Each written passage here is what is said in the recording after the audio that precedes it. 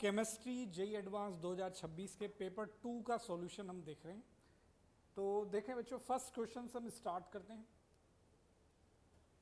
First question में आपको क्या क्या गिवन है। देखो, ये फिजिकल केमिस्ट्री का ही क्वेश्चन है, फिर से इलेक्ट्रोकेमिस्ट्री का है। बेसिकली यहाँ कंडक्टिविटी कुछ गिवन है और इसके बाद आपको सॉल्युबिलिटी पूछा है। तो जनरली हम सॉल्युबिलिटी के लिए फॉर्मूला जो ये यूज़ करते हैं, लेमड़ा इनफाइनाइट अगर हमें पता है, lambda infinite is equal to 1000 into K divided by solubility, ये फॉर्मूला हम यूज़ कर लेते हैं।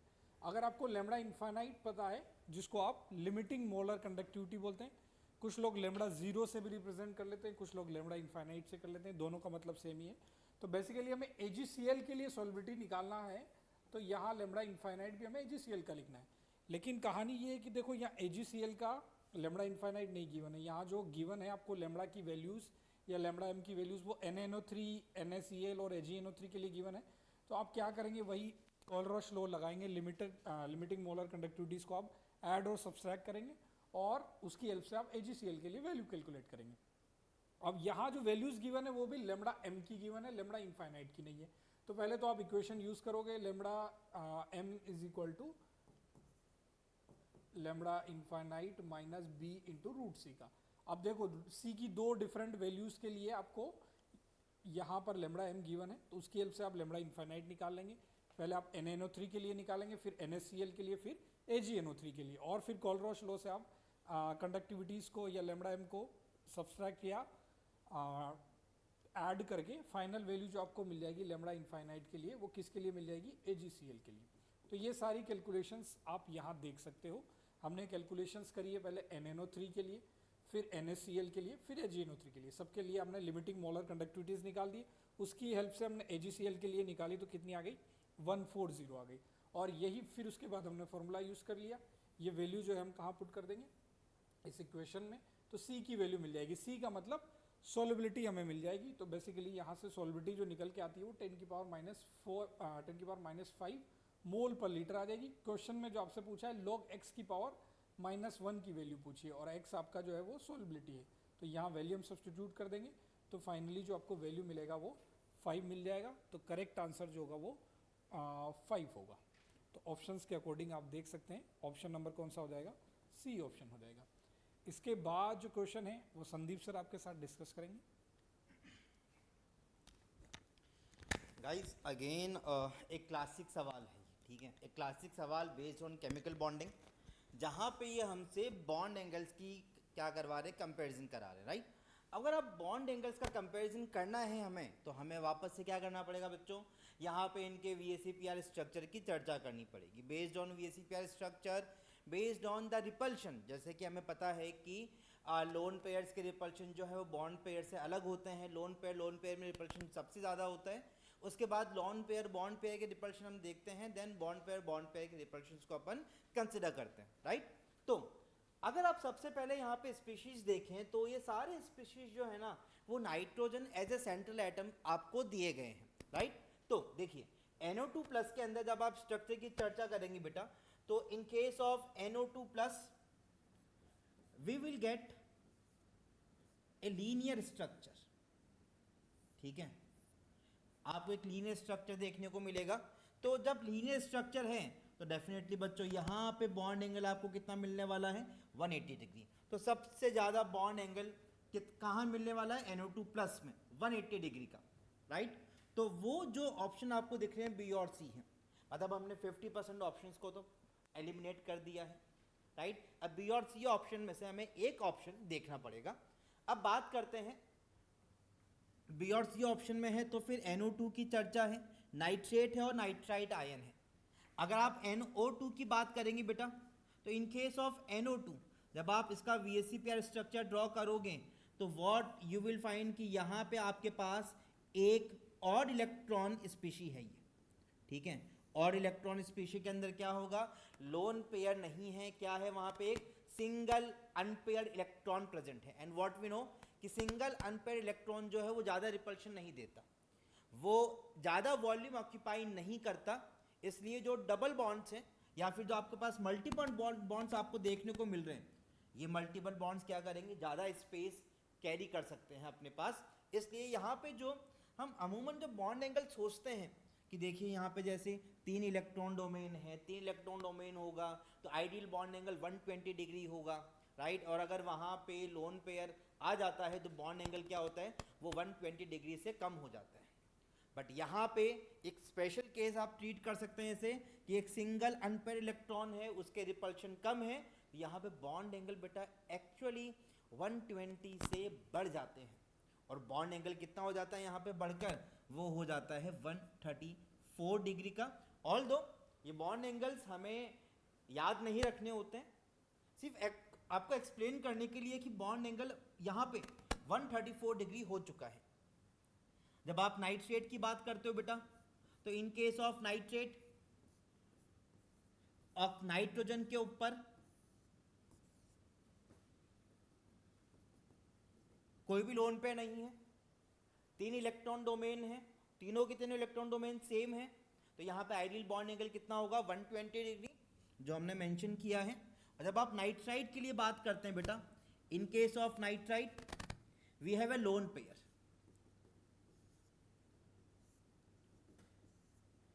और लोन पेयर जो है बेटा वो बहुत ज़्यादा रिपल्शन देता है देन अ बॉन्ड पेयर। तो आइडियल बॉन्ड एंगल 120 डिग्री होना चाहिए था, लेकिन लोन पेयर के रिपल्शंस की वजह से जो बॉन्ड एंगल है वो डिक्रीज हो गया, 120 डिग्री से भी कम हो गया। और वो जो एक्सपेरिमेंटल डेटा है विशेष की बॉन्ड एंगल कितना है, अप्रॉक्सीमेटली 115 डिग्रीज, राइट। तो based on this thing NO2 plus का बॉन्ड ऑर्डर बॉन्ड एंगल सबसे ज़्यादा है, उसके बाद NO2, फिर nitrate and then nitrite ion.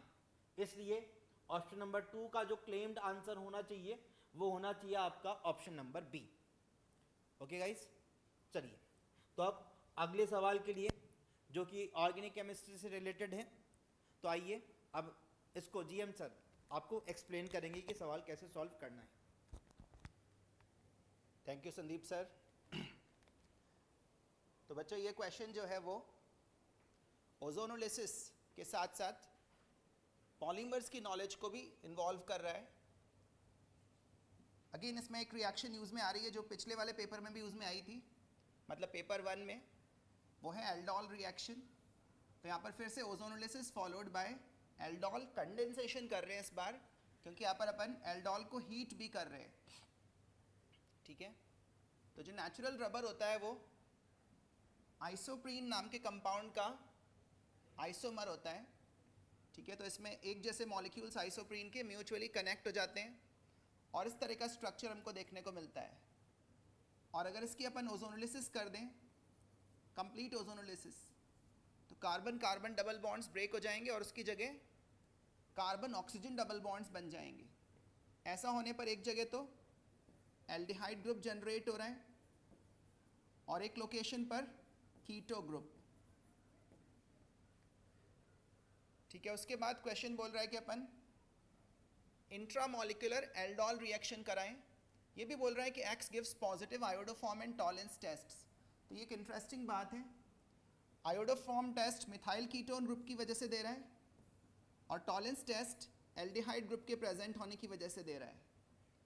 उसके बाद NaOH की मदद से अपन इसका अल्फा हाइड्रोजन एब्स्ट्रैक्ट कर रहे हैं और एल्डिहाइड ग्रुप पर अटैक कराएंगे। ध्यान रखना कौन से ग्रुप पर अटैक कराएंगे, एल्डिहाइड ग्रुप पर, क्योंकि एल्डिहाइड ग्रुप की न्यूक्लियोफिलिसिटी ज़्यादा होती है। और ऐसा करने पर कितने मेंबर्स की रिंग बनेगी, आप देखिए 5 मेंबर्ड रिंग बनेगी। और वो 5 मेंबर्ड रिंग कुछ इस तरह की होगी, उसमें कीटो ग्रुप भी आ गया और बीटा पोजीशन पर हाइड्रोक्सी ग्रुप भी है। बेसिक मीडियम में हीट करने पर ये रिएक्शन वाटर लूज करेगी, मतलब एलिमिनेशन होगा यहाँ पर। और फिर गिवन स्ट्रक्चर्स में से हम आइडेंटिफाई कर सकते हैं कि फर्स्ट वाला स्ट्रक्चर हमको मिल जाएगा Y। तो फर्स्ट ऑप्शन इसके लिए सही होना चाहिए। तो ये क्वेश्चन आप तभी कर पाओगे जब आप नेचुरल रबर का स्ट्रक्चर जानते हो। उस लिहाज से ये एक चैलेंजिंग क्वेश्चन हो गया और ये डिमांड कर रहा है कि हम पॉलीमर्स चैप्टर को भी अच्छे से पढ़ें, ठीक है। नेक्स्ट वाला क्वेश्चन भी अगेन अच्छा क्वेश्चन है। बायोमोलिक्यूल्स चैप्टर को इस बार अच्छी वेटेज मिली है। A known artificial sweetener X is composed of 4 chloro 4 deoxy alpha D galactose and 1,6 dichloro 1,6 di deoxy beta D fructose. तो पहले तो आपको इनके स्ट्रक्चर्स ड्रॉ करने पड़ेंगे। 1 2 3 4 पोजीशन पे क्लोरो और 4 पोजीशन पर ही डीऑक्सी कर दिया, मतलब ऑक्सीजन को हटा दिया। एंड अल्फा डी गैलेक्टोज, ये अल्फा कॉन्फ़िगरेशन है इसका, OH ग्रुप CH2OH के ऑपोजिट साइड पर है। और ये है 1,6 dichloro 1,6 di deoxy beta D fructose. तो इसके कार्बन्स की नंबरिंग कुछ यहाँ से इस तरह से हो रही है। और उसके बाद हमने इन दोनों को ग्लाइकोसिडिक बॉन्ड से कनेक्ट किया है। ऐसा करने के लिए मैंने इस रिंग को फ्लिप किया, मतलब अपसाइड डाउन टर्न किया।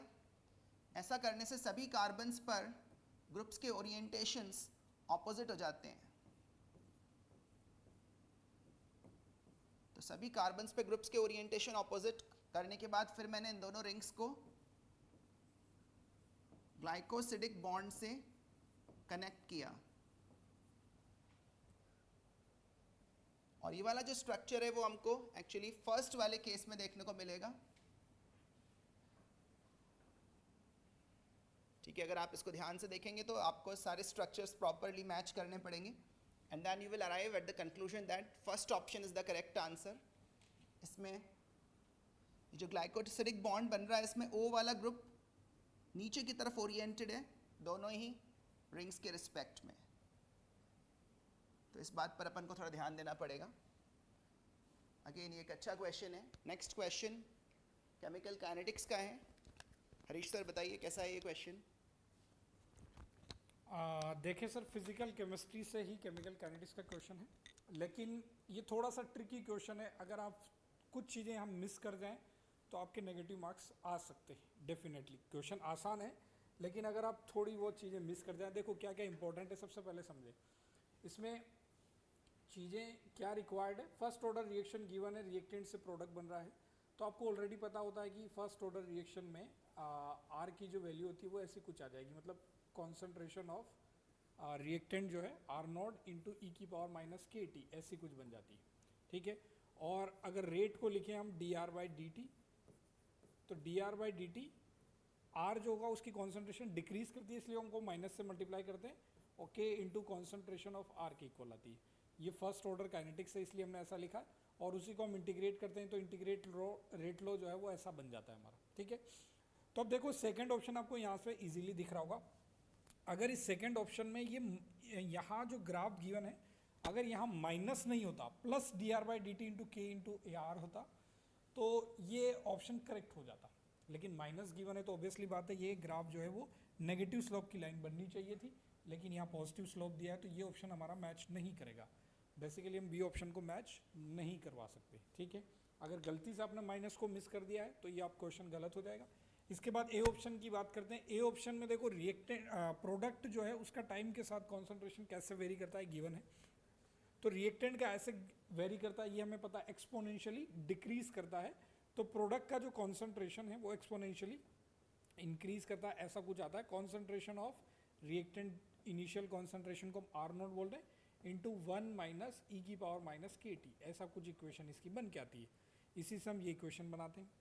तो आपको नज़र आ रहा होगा ये जो ग्राफ आएगा ये इस तरीके का ग्राफ होगा कि प्रोडक्ट की कॉन्सेंट्रेशन तो इंक्रीज करेगी, लेकिन ये कभी भी ऐसा नहीं होगा कि अपवर्ड ऐसे सीधा सीधा इंक्रीज करने लग जाए, क्योंकि एक्सपोनेंशियली इंक्रीज करेगी। ठीक है, और t इक्वल टू इन्फाइनाइट पे जाके वो R0 की इक्वल होगी। लेकिन ये जो ग्राफ दिख रहा है ये स्ट्रेट कुछ टाइम के बाद ऐसा लग रहा है वर्टिकली अपवर्ड जाता जाएगा, ऐसे टकरा जाएगा, तो ये असिम्प्टोटिक ग्राफ नहीं है, या हम ऐसा बोल दें कि t इक्वल टू इन्फाइनाइट पे जाके ये R0 के इक्वल नहीं आएगा। तो इसलिए ये वाला जो ग्राफ है ये भी गलत है, तो ए और बी ऑप्शन दोनों गलत हो जाएंगे। सी ऑप्शन की बात करें, dp/dt गिवन है, तो ये माइनस dr/dt जो होता है वही हमारा dp/dt भी होता है। तो अगर यहाँ से आप देखें तो इसको y एक्सिस पे रखेंगे, इसको x एक्सिस पे रखेंगे, तो जो ग्राफ आएगा वो कैसा आना चाहिए, r की वैल्यू जो है वो टाइम के साथ एक्सपोनेंशियली डिक्रीज करेगी, तो ये ग्राफ भी होगा वो डिक्रीजिंग ग्राफ आएगा। तो ये जो सी ऑप्शन होगा वो करेक्ट हो जाएगा। इसके बाद डी ऑप्शन की बात करें, डी ऑप्शन में के और टाइम का ग्राफ बनाया गया है। के मतलब रेट कांस्टेंट है हमारा, हमें पता है रेट कांस्टेंट टाइम के साथ चेंज नहीं करता, ये टेम्परेचर के साथ चेंज करता है। टेम्परेचर तो हम यहाँ कांस्टेंट लेके चल ही रहे हैं, तो के की वैल्यू में कोई चेंजेस नहीं होंगे, टाइम के साथ ये कांस्टेंट रहेगा। तो डी ऑप्शन जो है वो भी हमारा करेक्ट होगा। तो इसके अकॉर्डिंग हमारा करेक्ट आंसर हो जाएगा ऑप्शन सी और ऑप्शन डी। तो ये क्वेश्चन जो है हमारा यहाँ कंप्लीट हो रहा है। इसके बाद नेक्स्ट क्वेश्चन जो है वो आपका इनऑर्गेनिक्स है, तो संदीप सर आपको एक्सप्लेन करेंगे।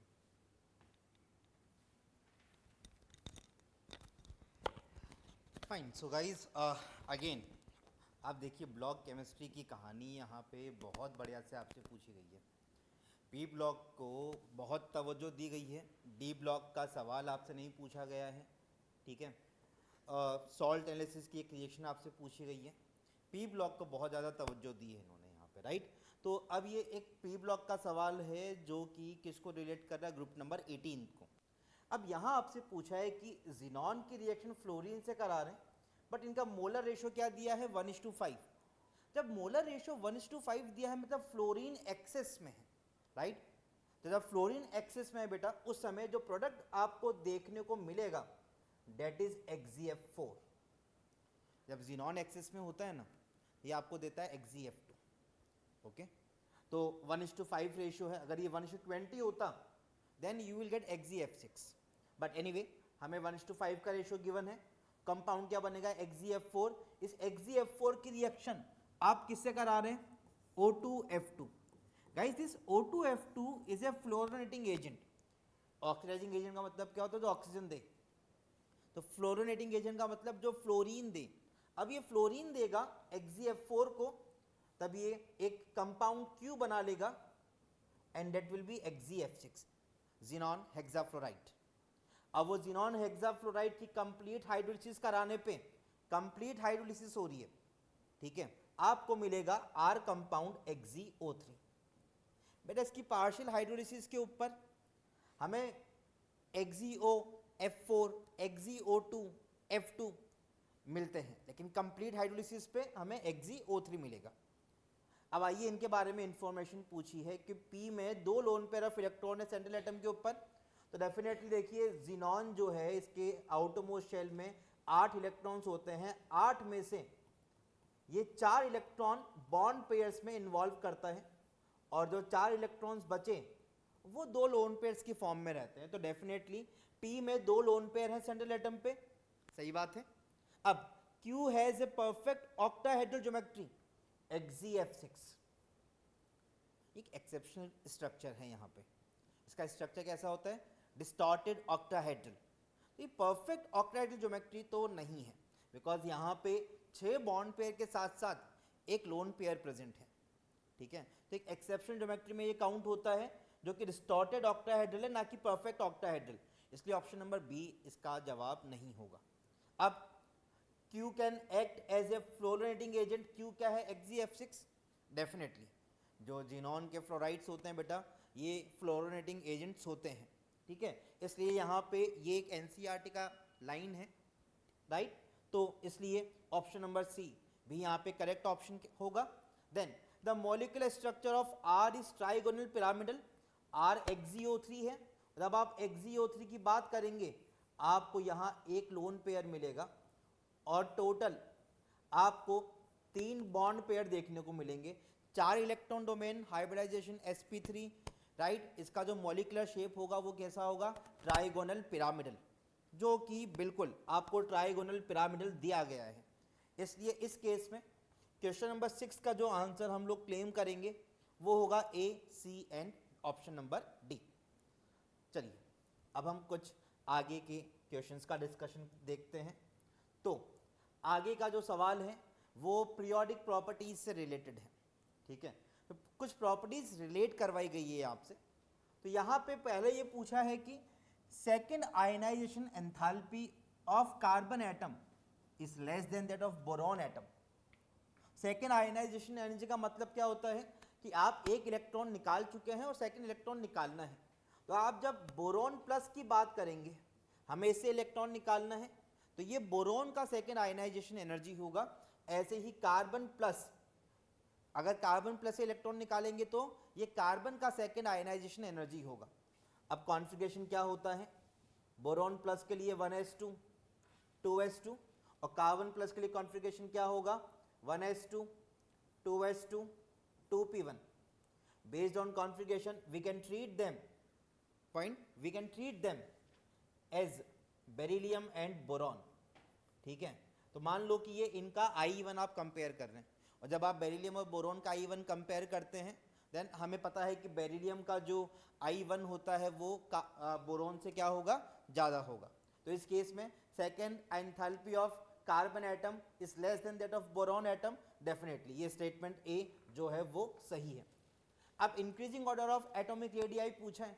बेटा ये तीनों के तीनों आयंस आइसो इलेक्ट्रॉनिक है और आइसो इलेक्ट्रॉनिक स्पीशीज में नंबर ऑफ इलेक्ट्रॉन सेम है. तो आप जब साइज का कंपैरिजन करते हैं तो आप किसकी चर्चा करते हैं, जेड इफेक्टिव की. और जेड इफेक्टिव में आप एटॉमिक नंबर की बात करोगे और जहाँ एटॉमिक नंबर ज़्यादा होगा वहाँ पे कैटायन का साइज क्या कर जाएगा, डिक्रीज कर जाएगा. तो वो एक करेक्ट ऑप्शन यहाँ गिवन है आपको. तो ऑप्शन नंबर बी भी यहाँ पे करेक्ट ऑप्शन है. अब ये statement number C S block से रिलेटेड है. बहुत सालों में एस ब्लॉक से कोई एक आपको स्टेटमेंट दिया गया है.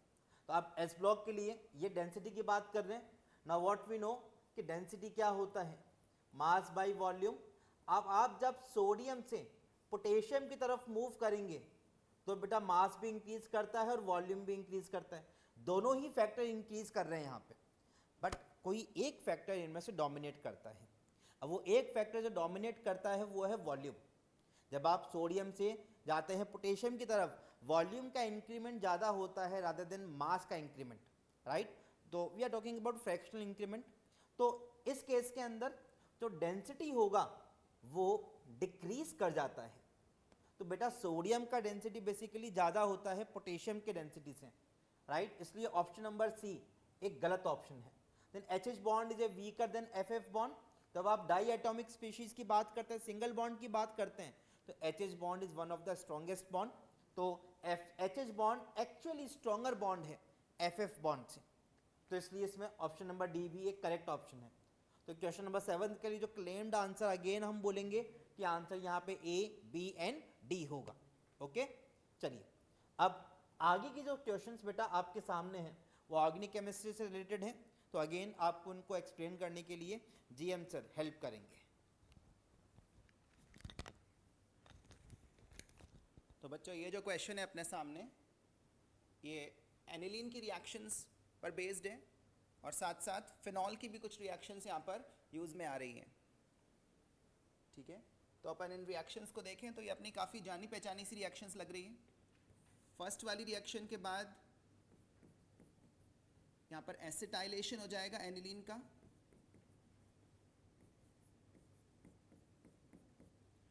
और एसिटाइलेशन के बाद अपन नाइट्रेशन कर रहे हैं 15 डिग्री सेल्सियस पर. तो ये नाइट्रेशन तो मोनो नाइट्रेशन ही होगा क्योंकि यहाँ पर अपन NH2 की जगह एक माइल्डर एक्टिवेटिंग ग्रुप यूज़ कर रहे हैं जो कि बल्कि भी है. तो उसके चलते एक्टिविटी थोड़ी रिड्यूस हो जाएगी और मोनो सब्स्टिट्यूशन ही होगा पैरा पोजीशन पर.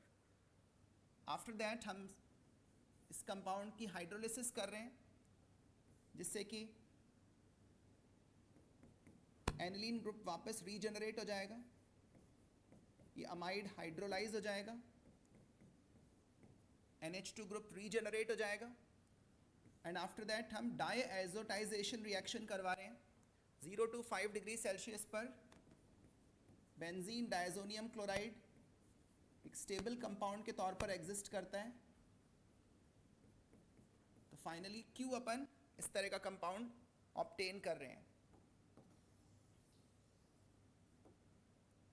ठीक है, उसके बाद ये जो कंपाउंड अपन को दिया हुआ है ये क्यूमीन है और जो रिएक्शन फर्स्ट नंबर पे कराई जा रही है वो है क्यूमीन फिनॉल प्रोसेस जिसके ज़रिए हम पहले फिनॉल तक पहुंच रहे हैं. उसके बाद जो सेकंड और थर्ड नंबर की रिएक्शंस हैं वो कोलबेज रिएक्शन करवाई जा रही है और कोलबेज रिएक्शन के ज़रिए हम सैलिसिलिक एसिड ऑब्टेन कर रहे हैं. और सैलिसिलिक एसिड की फिर रिएक्शन करा रहे हैं एक्वस NaOH से,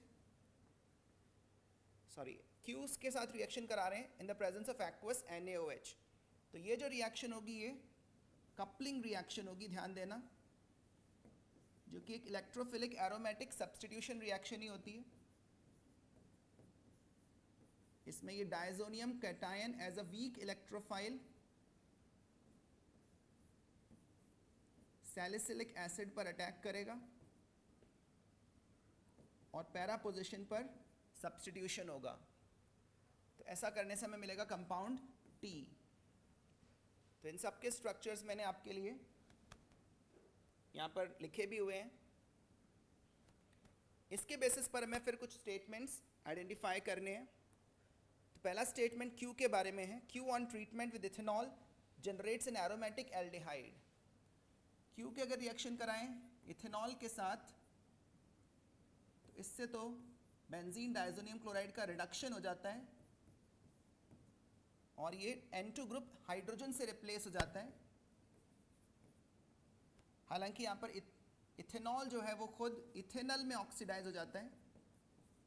एल्डिहाइड तो हमको मिल रहा है पर वो एक एरोमेटिक एल्डिहाइड नहीं है, तो ए ऑप्शन करेक्ट नहीं है। S gives positive phthalein dye test. अब ये जो थैलीन डाई टेस्ट है ये टेस्ट फॉर फिनॉल ग्रुप है। अगर बेंजीन रिंग से डायरेक्टली OH ग्रुप कनेक्टेड रहे तो उसको टेस्ट करने के लिए थैलीन डाई टेस्ट हम यूज़ में लेते हैं, तो बी ऑप्शन सही हो जाना चाहिए। थर्ड स्टेटमेंट में हमको बताया गया है कि P एक डायनाइट्रो कंपाउंड है, तो मैं क्लेम करना चाहूँगा कि यहाँ पर डायनाइट्रेशन तो नहीं होगा, ठीक है। एसिटेनिलाइड में डायनाइट्रेशन फेवरेबल नहीं होगा क्योंकि ये वाला ग्रुप एक माइल्ड एक्टिवेटिंग ग्रुप है, तो C shouldn't be the correct statement. और T नाम का जो कंपाउंड है वो एक डाई बन रहा है, ठीक है ना, azo dye. Various types of azo dyes में से ये एक है और ये जनरली कलर्ड कंपाउंड्स होते हैं, डाइंग के काम आते हैं। तो करेक्ट ऑप्शन इस क्वेश्चन में हो जाने चाहिए B एंड D।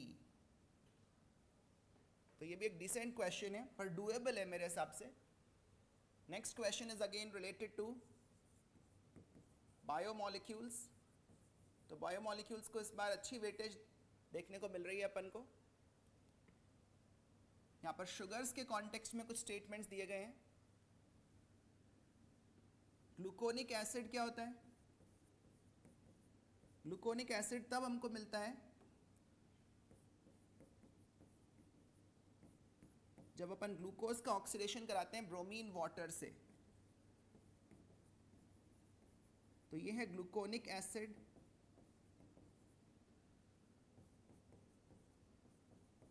ये है ग्लूकोज का ओपन चेन स्ट्रक्चर। दोनों की रिएक्शन अगर अपन HNO3 से कराएं जो कि एक स्ट्रॉन्गर ऑक्सीडाइजिंग एजेंट है, तो एल्डिहाइड ग्रुप तो ऑक्सीडाइज होता ही है, 1 डिग्री अल्कोहल ग्रुप भी ऑक्सीडाइज हो जाता है और अपन को एक डाई कार्बोक्सिलिक एसिड देखने को मिलता है जिसको अपन सैकेरिक एसिड बोलते हैं।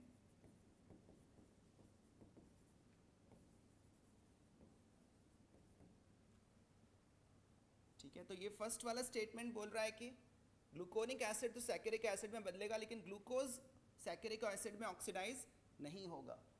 तो ये वाला स्टेटमेंट ओवरऑल सही नहीं है, इसको मार्क ना करें।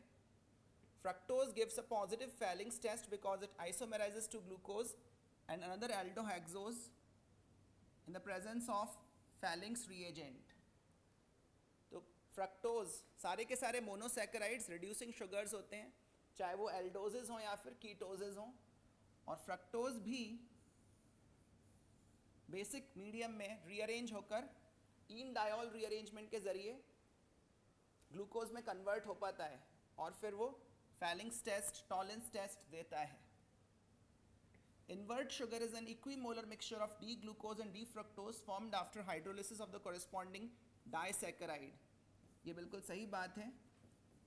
सुक्रोज की हाइड्रोलिसिस से हमको D-glucose and D-fructose मिलते हैं 1:1 मोलर रेशियो में, ठीक है ना। यहाँ पर L-glucose और L-fructose के स्पेसिफिक रोटेशंस गिवन है, तो D-glucose का स्पेसिफिक रोटेशन क्या हो जाएगा? उसका ऑपोजिट, और डी फ्रक्टोज का भी स्पेसिफिक रोटेशन उसका ऑपोजिट हो जाएगा। लेकिन इन दोनों का जब आप ओवरऑल रोटेशन फाइंड करोगे इनके सोल्यूशन का, तो उसमें डी ग्लूकोज और डी फ्रक्टोज दोनों का 50-50% कॉन्ट्रीब्यूशन लेना पड़ेगा। तो इन्वर्ट शुगर का स्पेसिफिक रोटेशन आएगा -20 डिग्रीज, जबकि यहाँ पर आंसर क्लेम किया हुआ है -40 डिग्रीज। तो ये फोर्थ ऑप्शन सही नहीं है। तो इस क्वेश्चन के करेक्ट आंसर्स हो जाने चाहिए बी एंड डी। होपफुली आप लोग ये क्वेश्चन कर पाए। चलिए नेक्स्ट क्वेश्चन की तरफ आते हैं। एटॉमिक स्ट्रक्चर से रिलेटेड हरीश सर करेंगे। देखिए बच्चों, नेक्स्ट क्वेश्चन आपको गिवन है। हाइड्रोजन लाइक स्पीशीज है और उन्होंने कुछ ट्रांजिशन किए हैं XA+। एक तो फर्स्ट स्पीशी हो गई हमारी और सेकंड हो जाएगी YB+। कुछ ट्रांजिशन किए हैं। क्या क्या ट्रांजिशन किए हैं देखें। क्वांटम नंबर 1 से लेकर 2 तक किया है किसने, XA+ ने। तो इसका अगर हम लैम्बडा निकालें तो 1/λ हो जाएगा RZ। ये Z जो हम X का यूज़ कर रहे हैं तो RZX और 1/1² माइनस 1/2², ऐसा ही होगा। इतनी वेवलेंथ का फोटोन एब्जॉर्ब करेगा ये, तो 1 से 2 में ट्रांजिशन कर जाएगा इसका इलेक्ट्रॉन। ये किसके लिए गिवन है, XA+ वाली स्पीशीज के लिए। और सेकेंड ट्रांजिशन आपको गिवन है Y के लिए। तो Y ने जो ट्रांजिशन किया है वो कितना है, 2 से 4 के लिए किया, और इसका लैम्बडा जो गिवन है वो 1/9 लैम्बडा है। तो इसको हम 1/9 लैम्बडा लिख देंगे। RZ जो होगा ये एटॉमिक नंबर Y का यूज़ करेंगे, RZ² है तो यहाँ भी स्क्वायर होगा, यहाँ भी स्क्वायर होगा आपका, ठीक है। इसके बाद देखें ट्रांजिशन जो हो रहा है वो 2 से 4 होता है, तो 1/2² माइनस 1/4²। ये दोनों के लिए इक्वेशंस हमने बना लिए और इक्वेशंस बनाकर हम इन दोनों को डिवाइड कर देंगे। तो आपको दिख रहा होगा डिवाइड करेंगे तो लैम्बडा लैम्बडा कैंसिल हो जाएगा, R और R कैंसिल हो जाएगा, R रिडबर्ग कांस्टेंट है। यहाँ से भी हम 2 कॉमन ले लेंगे तो 1/1² बन जाएगा माइनस 1/2² बन जाएगा। तो ये पूरा जो ब्रैकेट वाली टर्म है ये भी कैंसिल हो जाएगी। तो कैलकुलेशन हमारे लिए बहुत आसान हो जाएगी। ZX का स्क्वायर बचेगा, ZY का स्क्वायर बचेगा, और जब हम डिवाइड करेंगे तो ZX का स्क्वायर और ZY का स्क्वायर जो होगा वो वैल्यू आपके इक्वल आ जाएगी 4/9 के इक्वल। और इसको हम रूट ले लेंगे दोनों साइड, तो 2/3 हमारे पास वैल्यू आ जाएगी। ये एटॉमिक नंबर का रेशियो आ जाएगा बेसिकली। अब एटॉमिक नंबर का रेशियो आ गया है तो हमें पूछा गया है कि जो चार्ज होगा एटम्स के ऊपर वो कितना होगा। तो चार्ज हम यहाँ से फाइंड कर लेंगे। जो फर्स्ट वाला एटम होगा उसके ऊपर चार्ज आपके यहाँ +2 आएगा, और सेकेंड वाला जो एटम होगा उसका चार्ज आपका 1 आएगा। और क्वेश्चन में आपसे जो वैल्यू पूछी है वो A+B का वैल्यू पूछा है, तो मतलब आप 2 + 1 कर देंगे, तो फाइनल आंसर जो मिलेगा आपको वो 3 के इक्वल आ जाएगा। तो जो आंसर आप लगा के आएंगे, जो मार्क करेंगे, वो आंसर क्या होगा, 3 होगा। ठीक है बच्चों, तो एक क्वेश्चन कंप्लीट होता है। बहुत आसान सा क्वेश्चन था, बेसिकली फॉर्मूला सब्स्टिट्यूशन था। इसके बाद आपको कैलकुलेशन भी बहुत आसान थी यहाँ पर, तो इसको हम इजी कैटेगरी का क्वेश्चन बोल सकते हैं। इसके बाद हम नेक्स्ट क्वेश्चन देखें। तो नेक्स्ट क्वेश्चन, ये इक्वेशन आपको दिख रही होगी, फ्रेंडलिक आइसोथर्म जैसी कुछ इक्वेशन है, लेकिन ये लिक्विड सॉल्यूशन के लिए, वो गैस के लिए भी होती है, लिक्विड सॉल्यूशन के लिए भी। लेकिन इस क्वेश्चन में देखो आप आयनिक इक्विलिब्रियम को भी यूज़ कर लिया गया है। यहाँ पर एसिटिक एसिड का एक सॉल्यूशन लिया गया है, उसमें एसिटिक एसिड कितना है उसका वेट आपको गिवन है, वॉल्यूम कितना यूज़ किया है वाटर का ये भी गिवन है, और उसको कांटेक्ट में रखा गया है चारकोल के साथ। तो ऑब्वियसली बात है एसिटिक एसिड चारकोल के साथ एब्जॉर्ब हो जाएगा, तो कुछ अमाउंट जितना आपने डिसॉल्व किया था उतना नहीं बचेगा, उसका कुछ कम अमाउंट बचेगा, कुछ अमाउंट डिसॉल्व, कुछ अमाउंट जो है वो एब्जॉर्ब हो जाएगा चारकोल के साथ। और ये गिवन है कि एब्जॉर्ब होने के बाद जो फाइनल सॉल्यूशन बचेगा एसिटिक एसिड का, उसकी pH 3 आएगी। तो इस pH से हम निकाल सकते हैं कि एक्चुअल में एसिटिक एसिड बचेगा कितना एब्जॉर्ब होने के बाद। तो एक तो हम यहाँ फॉर्मूला यूज़ करेंगे वीक एसिड का। वीक एसिड की pH निकालने का फॉर्मूला होता है pH = 1/2 pKa - log C। तो आपको pKa के बारे में भी कुछ गिवन है। देखो यहाँ पर dissociation constant of acid given है, तो pKa आपका 5 हो जाएगा। pH की वैल्यू आप 3 सब्स्टिट्यूट कर देंगे, क्वेश्चन में गिवन है pH 3 आ रहा है। रिजल्टिंग सॉल्यूशन में, रिजल्टिंग मतलब एब्जॉर्प्शन के बाद, तो ये जो वैल्यू मिलेगी कॉन्सेंट्रेशन ऑफ C या कॉन्सेंट्रेशन ऑफ एसिटिक एसिड, ये मिल जाएगी कि एब्जॉर्प्शन के बाद एसिटिक एसिड की कॉन्सेंट्रेशन कितनी है। तो इसको आप सॉल्व करेंगे तो एसिटिक एसिड की कॉन्सेंट्रेशन 0.1 मोलर आ जाएगी, और कॉन्सेंट्रेशन आ गई है, आपको वॉल्यूम भी पता है। तो मोल्स बाय वॉल्यूम को आप कॉन्सेंट्रेशन लिख देंगे, वॉल्यूम से मल्टीप्लाई करेंगे तो आपको मोल्स मिल जाएंगे, और मोल्स को आप मोलर मास से मल्टीप्लाई कर देंगे तो वेट ऑफ एसिटिक एसिड आ जाएगा, ये WCH3COOH लिख दें, वेट ऑफ एसिटिक एसिड जो होगा वो आपका 0.3 ग्राम आ जाएगा, ठीक है, ऐसा कुछ वेट आ जाएगा। इनिशियली हमने लिया कितना था, 0.45 ग्राम, तो इतना वेट लिया था, इतना सॉल्यूशन में बच गया है, तो एब्जॉर्ब कितना होगा, दोनों का डिफरेंस निकाल लेंगे, तो जो वेट एब्जॉर्ब हुआ है एसिटिक एसिड का वो 0.15 ग्राम आ जाएगा। इसके बाद हम इक्वेशन लगाएंगे कौन सी, फ्रेंडली आइसोथर्म वाली, तो यहाँ पर x जो होता है वो कितना वेट एब्जॉर्ब हुआ है उसकी वैल्यू होगी, तो 0.15 रख देंगे। m जो है वो चारकोल का कितना मास है वो हम यूज़ करेंगे, तो चारकोल का मास 1 ग्राम लिया है, तो 0.15 डिवाइड बाई 1 हो जाएगा, और फिर k और c की वैल्यूज़ आपको यहाँ सब्सटीट्यूट करनी है। c जो है वो कॉन्सेंट्रेशन है, तो फिर से हम कॉन्सेंट्रेशन वही सब्सटीट्यूट कर देंगे, और लॉग वगैरह लेके इसको सॉल्व करेंगे, तो आप देख सकते हैं कंप्लीट सॉल्यूशन कैसा होगा। k की जो वैल्यू आएगी उसके बाद वो कैसी बन रही है, जितना एसिडिक एसिड एब्जॉर्ब हुआ है वो यहाँ लिखा हुआ है, और जितना बचा है वो यहाँ लिखा है, एब्जॉर्ब कितना होगा ये यहाँ लिखा है, और लॉग लेके इक्वेशन को सॉल्व किया है। उस क्वेश्चन में क्लियर मेंशन्ड है आपके पास कि लॉग इस ग्राफ का जो स्लोप आएगा वो 1 के इक्वल होगा, तो जो 1/n की वैल्यू होगी वो हमारी 1 हो जाएगी, और सॉल्व करने पर आपको जो k का वैल्यू मिलेगा वो 1.5 मिल जाएगा। तो फाइनल आंसर जो आप रिपोर्ट करके आएंगे वो कितना होगा, 1.5। तो ये क्वेश्चन यहाँ कंप्लीट होता है। इसके बाद हम देखें नेक्स्ट क्वेश्चन कौन सा है। नेक्स्ट क्वेश्चन भी फिजिकल केमिस्ट्री से ही है। आप देख सकते हैं B जो है वो डिसोसिएट हो रहा है 2C + D के अंदर, ऐसा कुछ गिवन है, और दो नॉन वॉलेटाइल नेचर के लिक्विड्स लिए गए हैं। इसको हम ऐसा बोल सकते हैं लिक्विड सॉल्यूशन का ही क्वेश्चन है वैसे तो, लेकिन वेपर प्रेशर जैसा यहाँ कुछ यूज़ नहीं किया गया है, बस यहाँ पर एंथैल्पी ऑफ वेपोराइजेशन गिवन है और बॉइलिंग पॉइंट आपको गिवन है। इसके बाद दे रखा है कि जो B का कॉन्सेंट्रेशन है वो मास बाय मास कितना है, 0.25% है, और जब B को आपने डिसॉल्व कर दिया है S के अंदर तो बॉइलिंग पॉइंट 408 हो गया। प्योर B का बॉइलिंग पॉइंट तो 400 केल्विन था, और बाद में बॉइलिंग पॉइंट इंक्रीज करके 408 हो गया है। तो डेल्टा TB का वैल्यू आपको बेसिकली गिवन है, डेल्टा TB आप यहाँ पर 408 - 400 कर देंगे तो आपको वैल्यू मिल जाएगा 8 केल्विन है। अब डेल्टा TB गिवन है, सॉल्यूट जो है वो यहाँ डिसोसिएट हो रहा है, तो इसलिए हम I × M × KB equation use करेंगे। I क्या है, वांट ऑफ फैक्टर से हम मल्टीप्लाई करेंगे, और वांट ऑफ फैक्टर हमें मिल जाएगा तो हम डिसाइड कर पाएंगे या वैल्यू निकाल पाएंगे कितना सॉल्यूट जो है वो आपका डिसोसिएट हो गया, क्योंकि I जो होता है हमारा वो 1 + n - 1 × अल्फा हो जाएगा। n का वैल्यू हम कितना रखेंगे, 1 मोल ऑफ B से आपको 2 मोल C और 2 मोल D मिल रहा है, मतलब 1 से 4 मोल मिल रहे हैं, तो I का वैल्यू आप यहाँ 4 सब्सटीट्यूट करेंगे, सॉरी n का वैल्यू आप यहाँ 4 सब्सटीट्यूट करेंगे। तो जब हम यहाँ से I निकाल लेंगे, I की वैल्यू यहाँ रख देंगे, n भी आपको पता है तो अल्फा आपको यहाँ से मिल जाएगा। अब I की वैल्यू निकालने के लिए आपको डेल्टा TB गिवन है, मोलैलिटी भी हम निकाल देंगे, mass by mass percentage given है, उसको मोलैलिटी में कन्वर्ट कर लेंगे। KB का वैल्यू नहीं गिवन है, तो दो फॉर्मूले यूज़ करवाएं। देखो तो KB का वैल्यू निकालने के लिए हमें फॉर्मूला पता होता है R × TB² M divided by 1000 × delta H vaporisation. तो डेल्टा H वेपोराइजेशन आपको गिवन है, इसका हम यूज़ कर लेंगे। R का वैल्यू आपको पता ही होता है वैसे, और TB भी आपको गिवन है, बॉइलिंग पॉइंट ऑफ सॉल्वेंट कितना है 400 केल्विन, तो ये भी आप वैल्यू सब्सटीट्यूट कर देंगे, ठीक है। तो फाइनल आंसर आपको कैलकुलेशंस के बाद इजीली मिल जाएगा। ये देखिए R का वैल्यू यहाँ पर सॉल्व कर रखा है, तो R की वैल्यू जो है वो मोलर मास की टर्म्स में निकाल दी है, 16 × मोलर मास ऑफ S आ जाएगा। डेल्टा TB 8 केल्विन है, वही हमने यूज़ किया है। मोलालिटी को हमने कन्वर्ट कर दिया, ये भी मोलर मास ऑफ सॉल्वेंट की टर्म्स में आ जाएगा, 0.25/ms आ जाएगा, और इसको सारी वैल्यूज़ को हमने डेल्टा TB की इक्वेशन में सब्सटीट्यूट करा।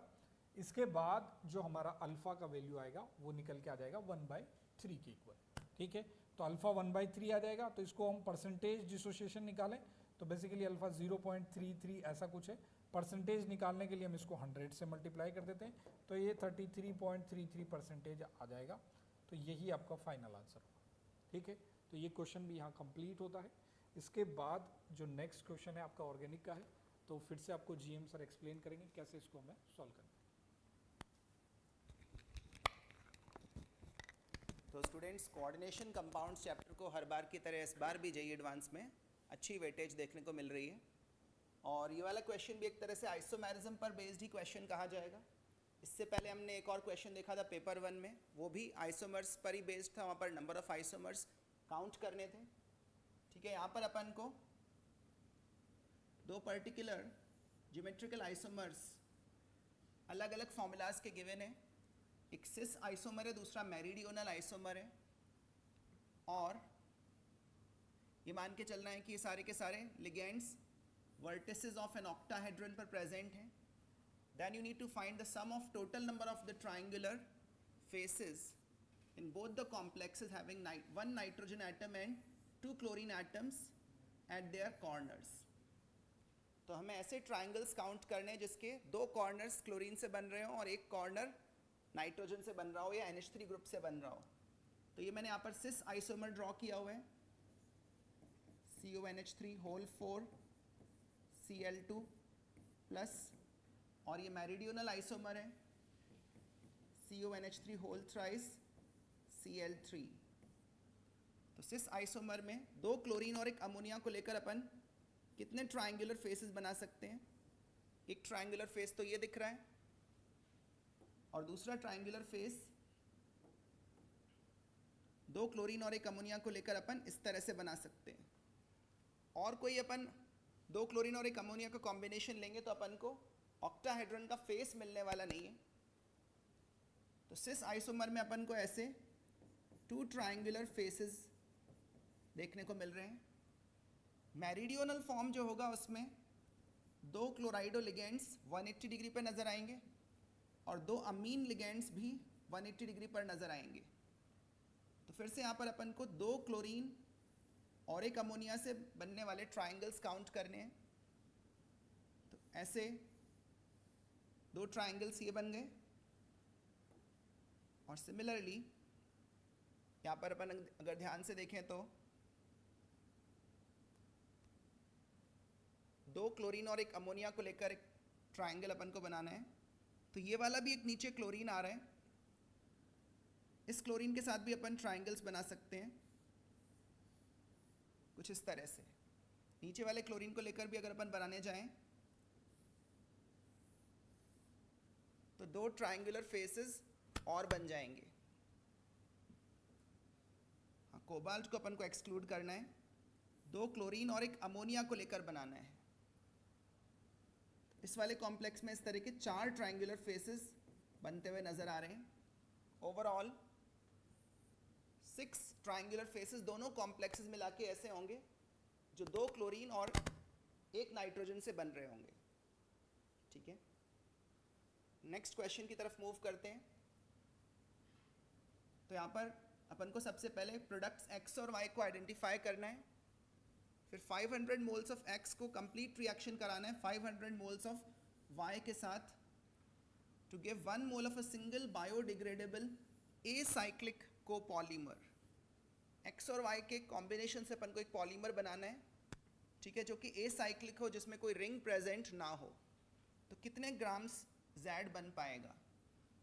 तो अगर अपन इन सारी रिएक्शंस को कराते हुए जाएं तो पहले मिथाइल साइनाइड, फिर हाइड्रोलिसिस करने पर एसिटिक एसिड, फिर ब्रोमिनेशन करने पर HVZ रिएक्शन हो जाएगी, अल्फा ब्रोमो एसिटिक एसिड, और फिर अमोनिया के साथ एक्सेस में लेकर रिएक्शन कराई जा रही है। इससे ये ब्रोमाइड ग्रुप भी सब्स्टिट्यूट हो जाएगा और अपन एक्सपेक्ट कर सकते हैं कि ये कार्बोक्सिलिक एसिड ग्रुप भी अमोनिया के साथ रिएक्ट कर जाएगा। ठीक है, तो ये X होना चाहिए, बट फाइनली अपन जो रिएक्शन में यूज ले रहे होंगे, ठीक है, वो इसका जो एसिडिफाइड वर्जन होगा वो होगा। मतलब यहाँ पर अपन इसको कॉरिस्पॉन्डिंग अमीनो एसिड में कन्वर्ट करके ही यूज में लेंगे। फिर से इस क्वेश्चन में आप देखेंगे कि पॉलीमर्स चैप्टर का थोड़ा सा टच आ रहा है। कैप्रोलैक्टम नाम के कंपाउंड का यहाँ पर अपन को पता होना चाहिए, जो कि नाइलॉन 6 बनाने में काम आता है। ठीक है, एक 7 मेंबर्ड रिंग होती है यहाँ पर, 1 2 3 4 5 6 7, और इसकी जब अपन हाइड्रोलिसिस करेंगे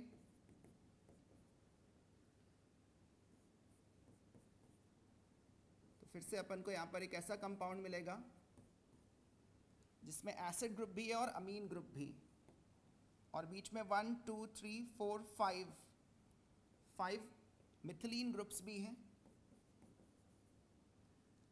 तो ये कंपाउंड्स होने चाहिए X एंड Y रिस्पेक्टिवली, जिनके कॉम्बिनेशन से अपन Z नाम का कंपाउंड बना रहे हैं। तो ये X जो है इसका मोलर मास 75 ग्राम्स पर मोल है, और जो Y कंपाउंड बन रहा है उसका मोलर मास 131 ग्राम्स पर मोल है। अब जो Z कंपाउंड बनेगा वो इनके बीच में अमाइड लिंकेजेस से बनेगा। 500 molecules of X, 500 molecules of Y amide linkages से जुड़ेंगे, तब Z बनेगा। पर ध्यान रखना इस प्रोसेस में 999 वाटर मॉलिक्यूल्स का भी लॉस होगा। जहाँ पर भी दो मॉलिक्यूल्स जुड़ेंगे X और Y के, वहाँ पर एक वाटर मॉलिक्यूल का भी लॉस होगा। ठीक है, तो ओवरऑल जो Z का मास आएगा, मोलर मास, वो 500 molecules of glycine plus 500 molecules of Y और 999 वाटर मॉलिक्यूल्स का मास सब्ट्रैक्ट करने पर आएगा। तो इस प्रकार की कैलकुलेशन करने पर फाइनल वैल्यू आ रही है 85,018 ग्राम्स, जो कि काफ़ी बड़ा नंबर है सरप्राइजिंगली। ठीक है, बट ये न्यूमेरिकल वैल्यू क्वेश्चन है। इस तरह का क्वेश्चन 2 साल पहले भी आया था, जिसमें भी काफ़ी बड़ी वैल्यू ऑफ मोलर मास हमको देखने को मिल रही थी। तो इसी तरह का इसका आंसर होना चाहिए 85,018 ग्राम्स। तो एक इंटरेस्टिंग क्वेश्चन है। नेक्स्ट क्वेश्चन सॉल्यूशंस चैप्टर पर है, संदीप सर एक्सप्लेन करेंगे। सबसे पहले तो क्वेश्चन नंबर 7 का एक ऑप्शन आंसर करेक्शन, राइट। गलती से मैंने एक्सप्लेनेशन सही दिया था, बट गलती से मैंने ऑप्शन नंबर डी भी मार्क कर दिया था। तो आंसर वहाँ पे सिर्फ ऑप्शन नंबर ए और बी है।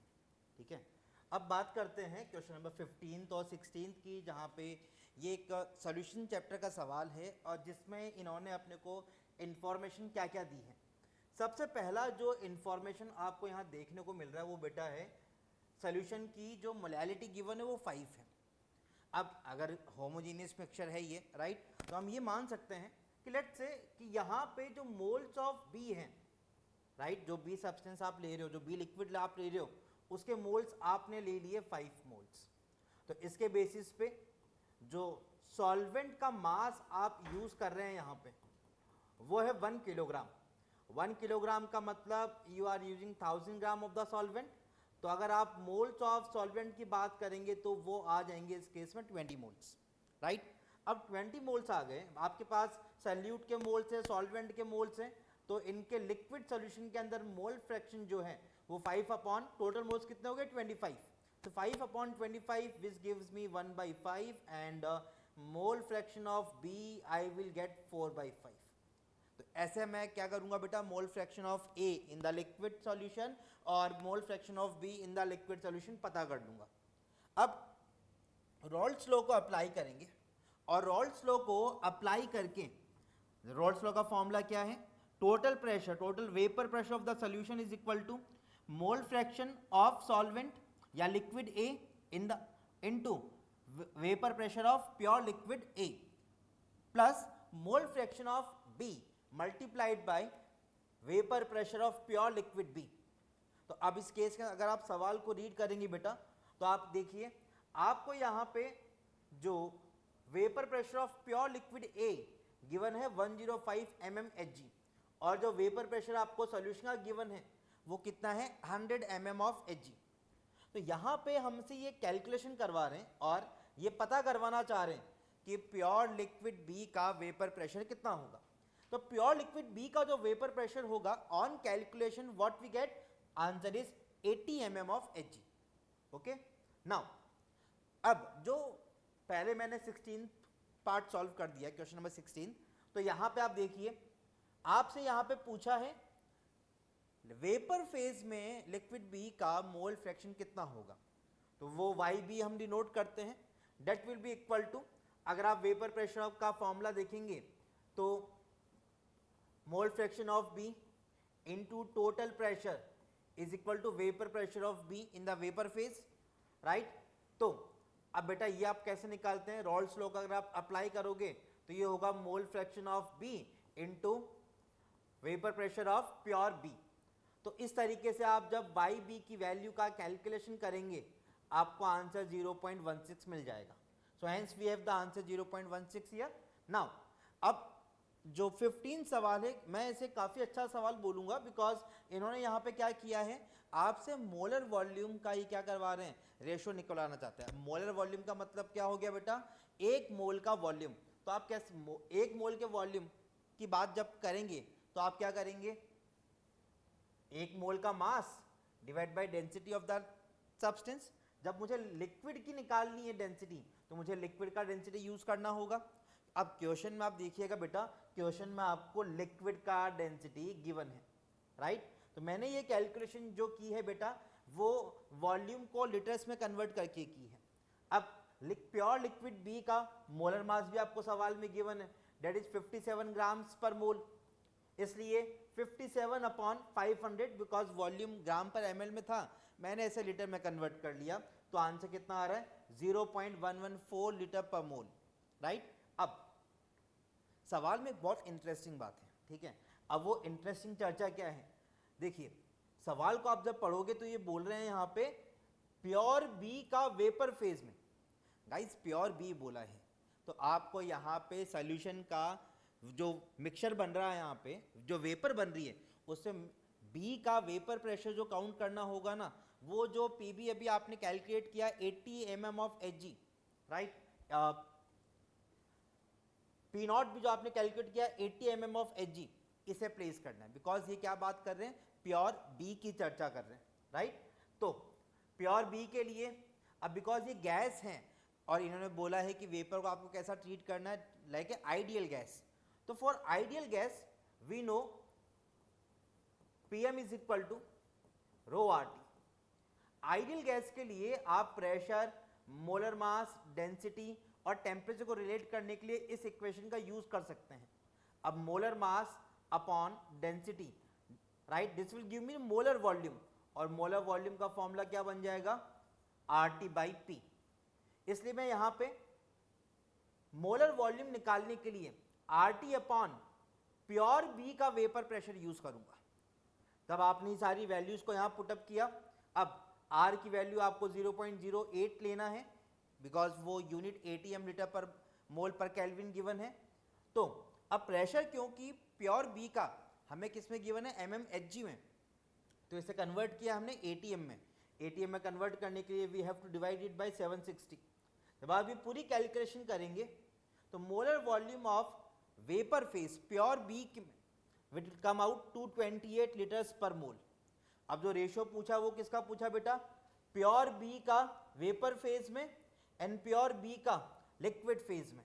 तो आंसर 228 अपॉन 0.114, जब इन दोनों को आप डिवाइड करेंगे तो जो हम क्लेम आंसर लिखेंगे यहाँ पे वो क्या होगा, 2000।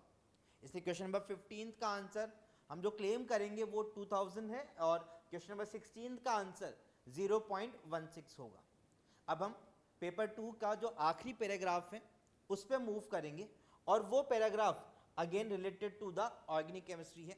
तो पेपर 2 के आखिरी पैराग्राफ को डिस्कस करने के लिए आपके सामने अगेन GM सर रहेंगे।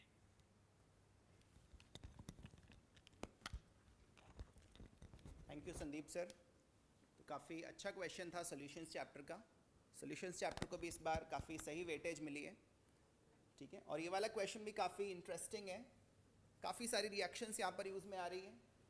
एट द सेम टाइम यहाँ पर एलिमेंट्स के एस्टिमेशन की जो टेक्निक्स हैं, जेल्डाल्स मेथड, केरियस मेथड, उन सबको भी अप्लाई किया गया है। तो अगर अपन इस क्वेश्चन की सारी रिएक्शंस को देखें तो सबसे पहले अपन को यहाँ पर फ्रीडल क्राफ्ट एसाइलेशन कराना है। अब एसाइलेशन कराने के लिए भी यहाँ पर एसाइल ग्रुप भी दिया हुआ है और एल्काइल ग्रुप भी दिया हुआ है। तो अपन को पता है कि एसाइल कार्बोकेटायन एल्काइल कार्बोकेटायन से ज़्यादा स्टेबल होता है। तो सबसे पहले जो सब्स्टिट्यूशन होगा वो एसाइल ग्रुप का होगा। तो एसाइल ग्रुप यहाँ पर मिथाइल वाले कंपाउंड में इस ऑर्थो पोजीशन पर या फिर इस ऑर्थो पोजीशन पर सब्स्टिट्यूशन कर सकता है। तो ऐसा करने पर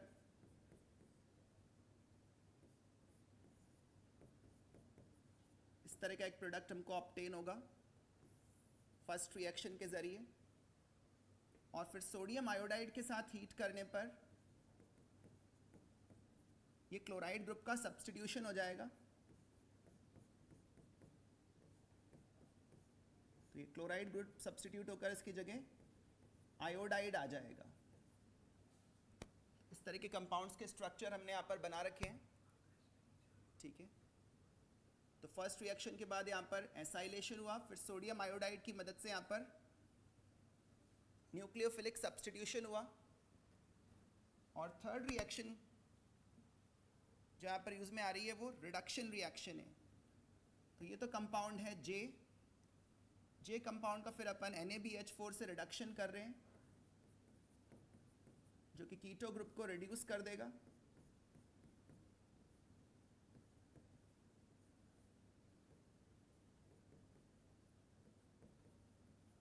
और उसके बाद PbR3 से अपन अल्कोहल को ब्रोमाइड ग्रुप से सब्स्टिट्यूट करा देंगे।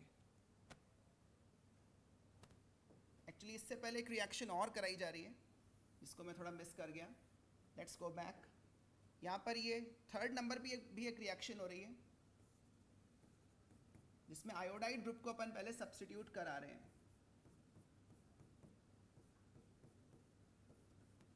तो आयोडाइड ग्रुप सब्स्टिट्यूट हो रहा है, इसकी जगह ये फिनॉक्सी ग्रुप आके लग रहा है जिसमें मेटा पोजीशन पर नाइट्रो ग्रुप भी है।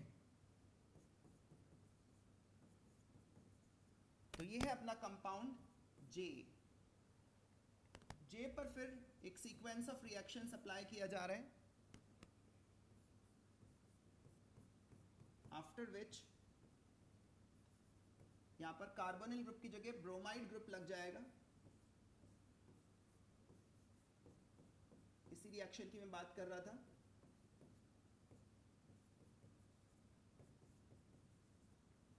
तो ये अपना प्रोडक्ट के होना चाहिए। के के साथ फिर अपन दो सेट ऑफ रिएक्शंस करा रहे हैं। के का आप मोलर मास चेक कर लीजिएगा, इसका मोलर मास आना चाहिए 350 ग्राम्स पर मोल। इसका मोलर मास कैलकुलेट करने पर आएगा 350 ग्राम्स पर मोल, राइट। फिर इसकी रिएक्शन अपन दो अलग अलग सब्सटेंसेस के साथ करा रहे हैं। एक तो इस पे फिनाइल सल्फाइड ग्रुप से न्यूक्लियोफिलिक सब्स्टिट्यूशन करा रहे हैं, तो एक सल्फर कंटेनिंग कंपाउंड बन जाएगा। ये फिर से SN2 रिएक्शन है, न्यूक्लियोफिलिक सब्स्टिट्यूशन रिएक्शन।